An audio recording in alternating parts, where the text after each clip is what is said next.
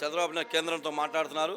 మాట్లాడి దానికి తగ్గట్టుగా ఎంతో కొంత ప్రతి రైతుకి న్యాయం చేయాలని కేంద్ర మంత్రులతో మాట్లాడారు. సార్ గ్రామ అభివృద్ధి పనులకు దృష్టిలో పెట్టుకొని చంద్రబాబు నాయుడు గారు పల్లె పండుగ కార్యక్రమాలు ఇలాంటివి కూడా చేశారు చాలా వరకు.